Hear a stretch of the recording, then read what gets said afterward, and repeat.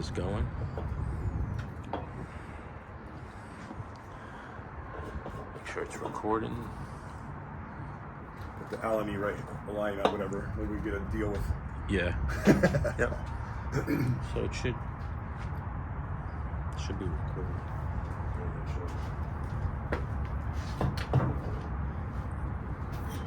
Sorry, gotta get my water. Hey everybody, Dean here. Hope you're all doing well. I'm here today with my friend Chris.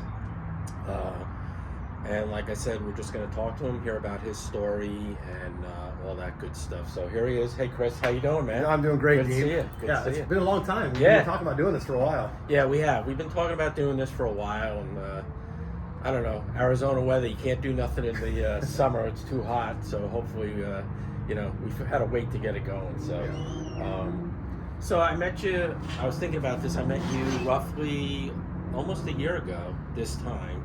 I think it was a little bit before December. My son had just passed away, and we were introduced by a mutual friend. Yeah. And first of all, I want to thank you for helping me out a lot. You really have helped me out tremendously in dealing with that, and I really do appreciate that. So thanks a lot. That means a lot. I appreciate those words too. Because vice versa, like you kind of heard what I said today. Yeah. I mean, I've learned a lot from you in this last short year that we've known each other. Yeah. So you know what, Chris? I think the best thing to do would be to jump right in. Why don't we just get a little background on you? You know, kind of what you did for a living and kind of where you are today. So. Yeah. So I started out as a Navy brat. So I moved around the country and didn't know what I would plan on doing. My goal was to go to college. That wasn't in the books for me. I went for a year. I ended up with like 3 credits. I think I ended up with volleyball. And I remember about 18, I started thinking about law enforcement. And my dad being in the military, I talked to him about it, and he gave me a scenario. And he said, "Can you do this?" And I remember the scenario, I couldn't do it because I had to do it with a friend. If a friend was robbing a store or something. And he goes, "Then you're not ready to be a police officer." And I said, "Okay." So I put that away. Went and started working for Coca-Cola, worked for Pepsi.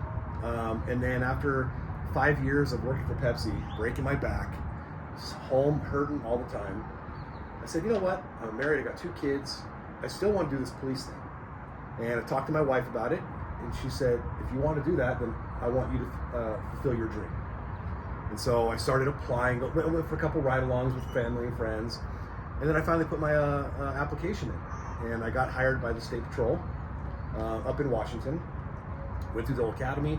I worked there for 7 great years, and I lived in the city in Marysville, Washington, and I had a mutual friend who I met through an unwanted circumstance dealing with my family, and he was like, "Why don't you come work for Marysville?"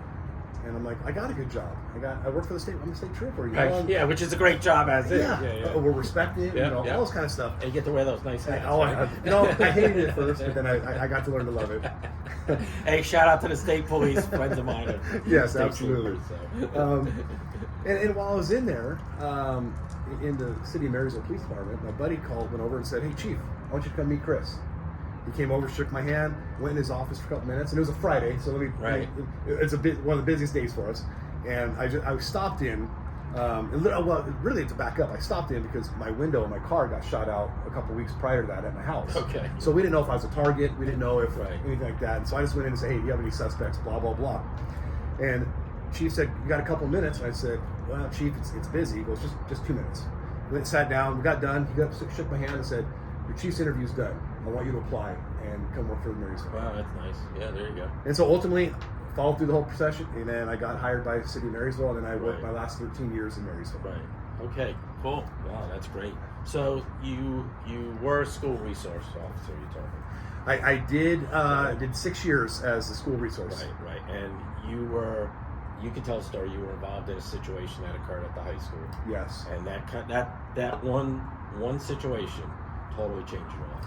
It did, and even to back up further, so this high school, Marysville Pilchuck High School, is where I graduated from high school. Okay. Where I met my wife, who graduated a year ahead of me. Sounds like my story with Joanne. Yes, high school sweethearts. Yep. So we've been together since my junior year of high school. Yeah. And I played basketball at the high school there, and so a lot of ties, a lot of family ties, a lot of personal ties to that high school. And so when I got hired by the city of Marysville, and I put in for the school resource officer job because it was where my heart was. I love working with kids. Sure. And when I put in for it, no one else put in for it. There was no other open. There was no one else. I was in Vegas with my wife watching the Huskies. Okay. And I get a phone call. Do you still want this? Of course I want it. Right. And so when I came back, I went through the whole thing real quick, and then that's where I started my journey in high school. Right. Yeah, so school resource officers, what year was that, roughly, would you say? I got hired in 2013 for the school resource officer at the end of the school year of 2013. Right, because I know when I was a councilman back in Woodbury, we put together a school resource officer program for the high school back then, but that was in the 90s. Okay. So it's different times. So, yeah. So you had an event that occurred that basically changed your life, without getting into the whole thing of it, but basically there was a school shooting. Yeah.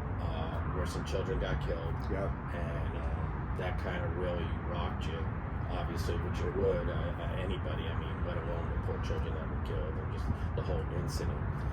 But then he did something interesting, and I think this is really where the story turns more to a positive. You realize that you needed help. Mm-hmm. And I think that's really something that most of us, especially men, yes, we never want to admit we needed help. I need help. No, I don't want to admit that. And especially being a police officer, that was probably somewhat difficult. Mm-hmm. But because of that experience and going and getting the help, you started a foundation. Yeah. Now, what can you tell us about the foundation and what's going on with that today? Yeah, so after these events happened, and like you said, seeking treatment, I didn't do it right away. Just kind of make that clear. I went back to worked right. Another 5 or 6 years. Right. Thought I was okay because that's what we do. Right. And I was raised in a military household. My dad was in the Navy.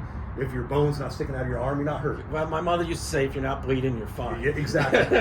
and so I was the man. I was the man of the house. That's the way you're raised. You don't cry in front of anybody. So I had a lot of self-reflection on myself. And when I finally made the decision to go to treatment, when I got to that point of suicidal ideologies and things like that, it really felt good because I finally felt as though I was a whole. Right. Because a lot of times I think especially we as men, we go through this, we have to show this tough guy persona. Correct. And we got to be in charge all the time. We can't let our guard down. We can't show weakness. And that's what I used to think it was. Right. And thank God I learned that it's not weakness. And I started teaching the kids and talking to everyone that it's actually strength when you're able to cry and show emotion in front of other people. Correct. Because that takes a lot of courage and a lot of strength to do that. Sure. And so after I finally went through this treatment facility, and actually I'd started a little bit before, my buddy and I came up with this nonprofit. Okay. And it's called Brothers in Healing. Right. And we started it because we've been friends for now over 30 years, Woody. Yeah. And we had both been through some very traumatic things through our work, through our personal lives, and we had seen some good friends who had lost their life due to suicide. Right. And we said, how can we combat this instead of being reactive? Because we're always in a reactive phase. Correct. Let's be proactive. So what we did is we started this, two knuckleheads who knew no idea about anything about 501c3s, about running an organization, and we just looked things up and put it together. And then what we started doing is we put together a presentation, which, like you had mentioned earlier, my school shooting, it's one of the easiest, hardest things in my life to do because it's easiest because there's no thought process, right? Because it's stuck right here. It's stuck, yeah. The hardest thing is because you're reliving it again every time you tell the story. And I've kind of learned how to not to relive it. I've kind of learned to kind of retell it. Of course, I still relive some of it. But then we started raising funds. And what we would do with those funds is we would do a couple things. One, we'd start helping first responders, military veterans. If they went to treatment, we would take care of their copay. Because that was an excuse. A lot of first responders would use it. I don't have the money. I don't have the money, or I'm not going to pay the money. Right. And I'm just guilty. Right. We all. I think anybody, when they're looking to get into treatment, will make any type of excuse possible known to mankind. Yes. And money, obviously, is an excuse that is very simple to use. Yeah. So I understand what you're saying. Yeah, and luckily my association, my police association came through. I had a couple friends there. They paid my airfare to go to treatment. Nice. And then I ultimately, it was covered by L&I, ultimately through workman's comp. Right. But I was the same way because I said, why am I going to pay $600 to fly somewhere that I don't want to be, Right. but I know I need to be there. Gotcha. And so I said, you know what, let's take this money and do this, to where we take every excuse we can to save another human being's life. Yeah, beautiful.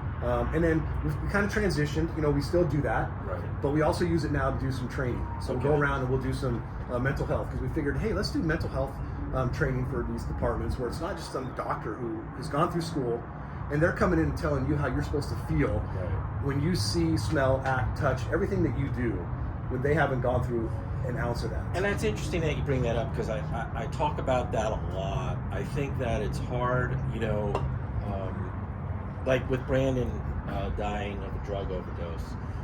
And I understand, you know, the professionals that are out there, and I'm all about professional help, getting professional help. I think there's a lot of good psychiatrists, psychologists that are out there that can really help people tremendously.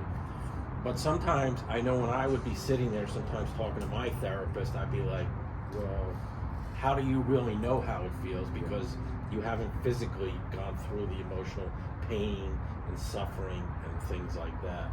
And so I do applaud you, because it is important. And I've been to one of your seminars with the Mesa Police Department, and as I said to you, it was absolutely wonderful.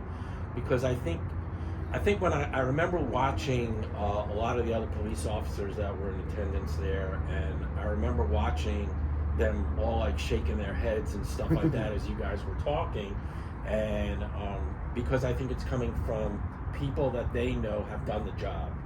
Right. And they understand what it's been through and stuff like that. And so what you're doing as far as that goes is absolutely fantastic, because you're coming from that point of, hey, I had the gun and the badge, I had the job, I know what the job entails. And so the rate of suicide among first responders and military is pretty high, am I right? It's extraordinarily high. And last time we checked, because we try to keep stats, and probably 2-3 years ago, last time we really dove into it, even firefighters were then leading. They were ahead of police officers as far as suicides that's interesting. per however the numbers go. That's interesting. I don't think we'll ever overtake the military. You know, and unfortunately, the military sees a lot, so the veterans are going through that. And but you put all that together, I mean, we got to save everybody. Yeah. And as long as we can bring those numbers down, then it's going to be a success. Yeah.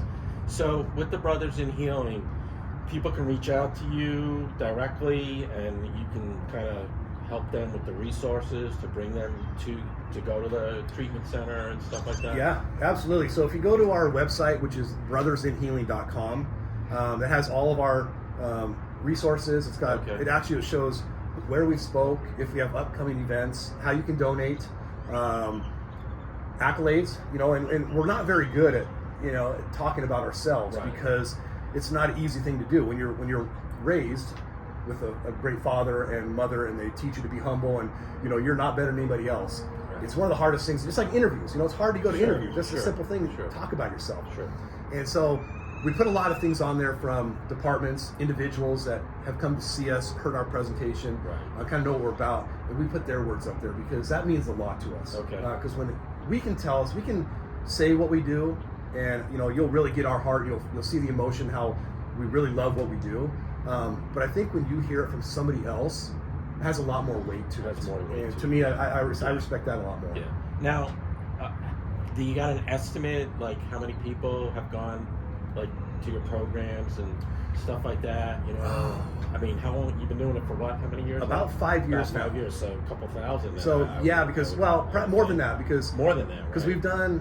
we spoke at quite a few conferences. Okay. And some conferences have been up to and over 500-600 people at them. Okay. And some have been between 250 and 500. Right. And then you figure the police departments, like our biggest one we did was Oceanside, California. Shout out to Oceanside, Cal. They brought us in, and we had a friend there, and he told them about who we were. Mm-hmm. They flew us there every week for 4 months to do their mental health training. Nice. And we made great relationships with with their folks, with the city. Like, I love Oceanside now. Right. And how can you not love California? Right. And then here in Mesa, like you said, where you got to come see our presentation. Yeah. Mesa brought us in. They heard about us, and it's just a great thing when people hear about you and then they call you in and want to bring you in, because it's not about money. I mean, I don't make any. It's a nonprofit, so all the money, 100% of the funds, if we're not using it for travel and to do that, to try to help other people, Right. it goes back into our first responder, our Right. military veterans. Right. So you're just maybe like if you got to fly somewhere or whatever, you're just Yeah. expense you out or something, which is nothing. Right. You know. Right. In the scheme of things, it's nothing. So if you want to make a donation, you can go right onto your website, Mhm. I believe, right? Yeah. And you can kind of, so if you're out there and you're watching this right now and you feel compelled to make a donation, definitely this is a great organization. You know me, guys, I don't push anything. The only organization you've ever heard me talk about is Feed My Starving Children. But knowing what they're doing for first responders and police officers, and I have law enforcement in my family, so I totally understand, you know, it's a tough job, and what you guys are doing is fantastic. So kind of switching gears now a little bit on that. So where would you say, like, where's your journey today? Like, where are you right now? Where's Chris right now? You know, Chris is really, not to get too much into it, just because I haven't released a lot of stuff lately. Right. But right now, Chris is I'm in a completely different place in my life. Okay. Like I've talked to you quite a bit. Like my faith has grown tremendously. Right. I've had some things happen in my life and things that have really brought me to that. And I will go as far and put this out there that actually, you know, I do 100% believe that I did hear the word of God out loud to me. Beautiful. And it really changed me. Right. And I have looked at different things, you know, and I've had some conversations with you. Right. Because I've always had a heart for homelessness. Correct. And one of those reasons is what you and I kind of share, you know, the way that we met. Right. You know, because my son went through the heroin addiction, went through the homelessness, went through in jail more than he was at my home, which was quite embarrassing as a police officer in my community. And but he's doing good now. But he's doing great now. He's yes. doing great, right? So doing great. Praise God. Yeah. Yes. You know, because same thing. You know what? God looked at me and he said, "There's a bigger purpose for you, Chris, than being a police officer. That's why your career was cut short." Right. Which took me a long time to come to terms with. He doesn't know what his thing is yet, but obviously for him to still be alive and be doing as well as he's doing right now. Please, folks. There is something out there for my son. There's Right. something bigger, and a lot of his friends that were homeless, that were drug addicts, literally lived in my home when I was a police officer. Okay. And people would question me, why? Why are you letting these dirtbags? And I remember I'd get so I'd lose my stuff with some of these guys and let them know, listen, when you say that about one, now you're talking about my family. Right. You're talking about everybody. Yeah. Yeah. And so you can't do that. And so I started thinking about all this stuff. Like when I would drive down streets, you know, like my instinct is to jump out of my car and just sit down like you and I are doing. Right. And I want to just go and have a conversation with this person and show it to the world and say, look, this is a human being. This is your brother, your mom, your dad, your sister. Right. It's somebody's. No one out there is related immune to somebody. Yes. No one out there is immune to Right. homelessness. Right. And you know someone close to your family or a family member or a friend. And so I've got all these different ideas of what I want to do and things that I want to help, people that I want to help, because I think that's where my heart is, you know. I just want to give. And I think that's beautiful. You know, it's interesting you're talking about homelessness today. So I know this is going to sound crazy, but I actually went to get my beard trimmed, okay? So I don't need a haircut. I go to get the beard trimmed. But I was talking to the barber, Omar, and he was telling me that he had worked with homeless people, and he goes, the way that sometimes people would treat them was absolutely disgusting.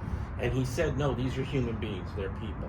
You know, and especially if you've ever had anybody in your family who was homeless, and my son Brandon was homeless numerous times, and I'm not talking living, you know, on somebody's couch, I'm talking sleeping out in the street type homeless. And, you know, it's just a very complex and complicated problem. And there's a lot of good people out there that do a lot of good stuff for homeless people. And, you know, it's just something complicated and very complex. But you brought up an interesting point, and I think you and I have spoken about this numerous times. We came down to that, you know, if we could just save one person, just one person, you know, then we've done what God has called us to do. And, you know, the fact that you said that you heard God's voice is interesting, because a lot of people, they question those things. Not me, I never do, and I never will, because I'm not, as everybody knows that watches my videos, you know, I'm not judge and jury. I let God handle all the good stuff, and you know, praise God that He does that. You know, and I think your journey has really evolved and is growing each and every day, as you and I have discussed about it numerous times, you know. And so with that all said, you know, where are you, like, you always hear me say, okay, today's another day, we're following Jesus. Want to change your life, start following Jesus.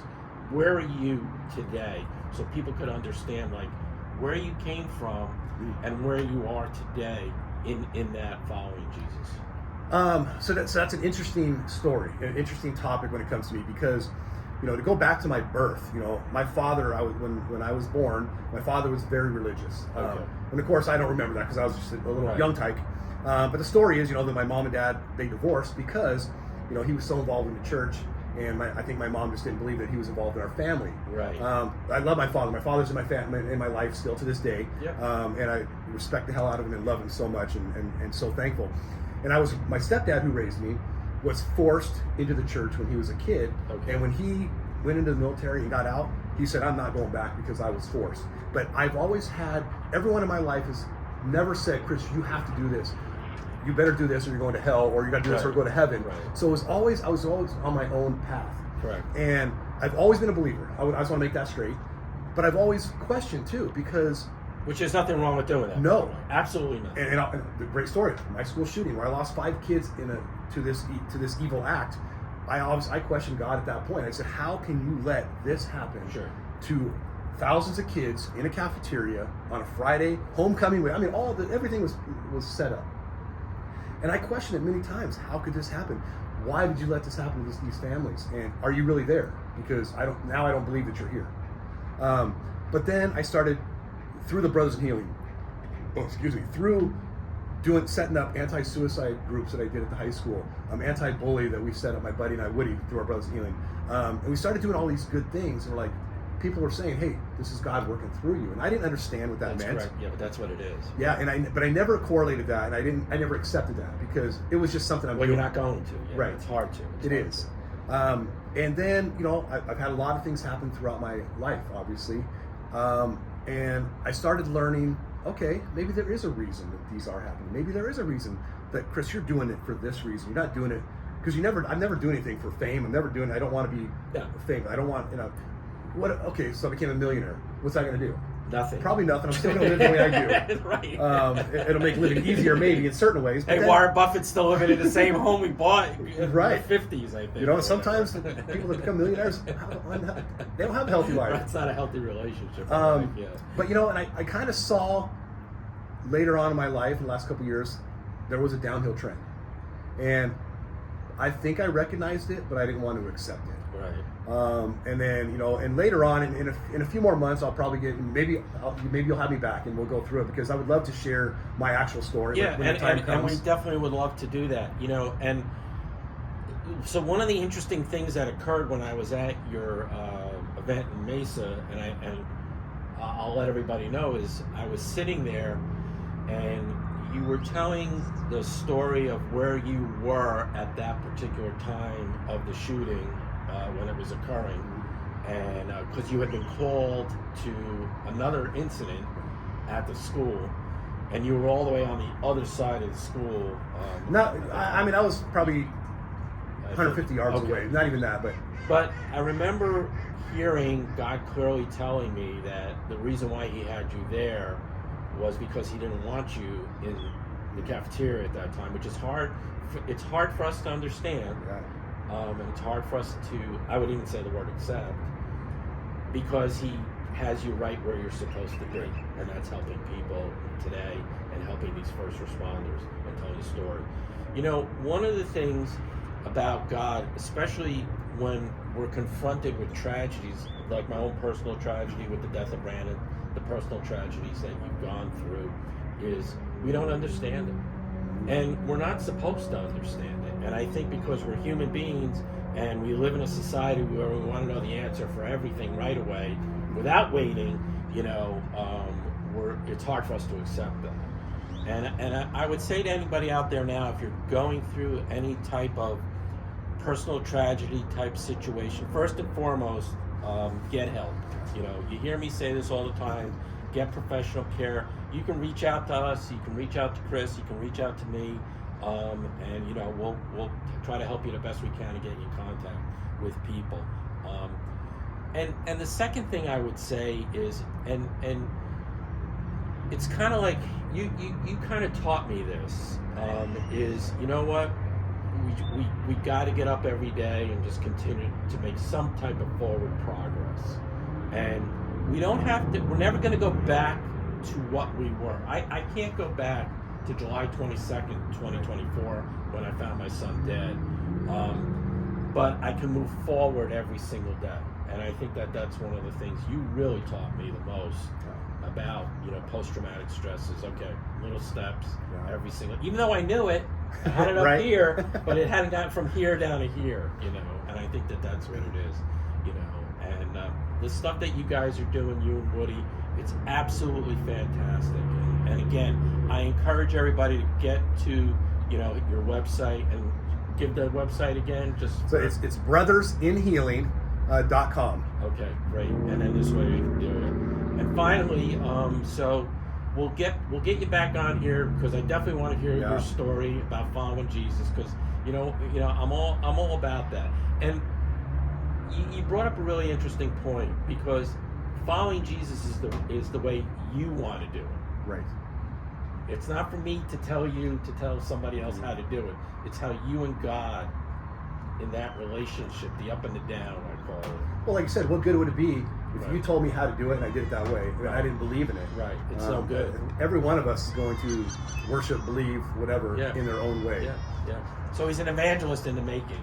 He doesn't even know it yet. Well, did I tell you the funny story when I lived in Chicago? Yeah, go ahead. In 8th grade, okay. I went to a Catholic high school, or Catholic school for sports, because I was in the Navy and there wasn't really sports. Right.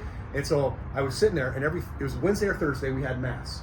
And this particular Thursday, every bishop from the downtown Chicago, the greater Chicago area, they came in. We were all supposed to be sitting on the right side of the church.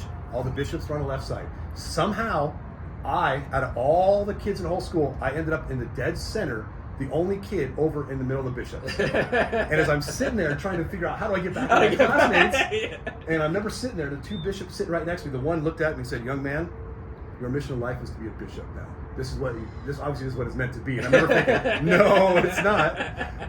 But I always think back to that story now, and I'm like, there you go. Was someone telling me something back then, and I just didn't listen back then, and maybe, who knows? It takes time. Look, I think it takes time. I always tell people following Jesus is a process, just like anything else, and it's a process over time. And yesterday I had the opportunity. I was coming out of the gym. And remember what I was saying, if you're not working out, start working out, start lifting some weights. I was coming out of the gym, and one of the people, a young man who follows me on the Instagram, said, hey, I need like a good word for today or something. It kind of caught me off guard, because here I got my headset on, and I'm like getting ready to listen to my Metallica music. And, and I said to him, what I do is every day I get up and I just say, today's another day I'm following Jesus. I have no idea what's going to happen. And it can be good or bad, because it is an up and down relationship, not with God, but an up and down relationship as far as what goes on here every single day. There's good days and bad days, and I never know. But I do know that if I start my day that way, that I'm ready, I'm prepared. It's kind of like getting set and getting mentally all set up. So, but Chris, I really love you, man. I appreciate everything, and thanks for coming on. And we're definitely going to have you again. And remember, that's Brothers in Healing. You can check out the website. If you feel compelled to make a donation, then go ahead. If you are a first responder and you're struggling, reach out to these guys. They can get you the help that you need and stuff like that. So thanks for coming on, buddy. I really appreciate it. Okay, you know what I would say? If you're not following Jesus, start following Jesus today. Stay strong. Be courageous. Be a warrior. And as always, special shout out to everybody in sobriety. And we'll see you again. Love you all. Take care.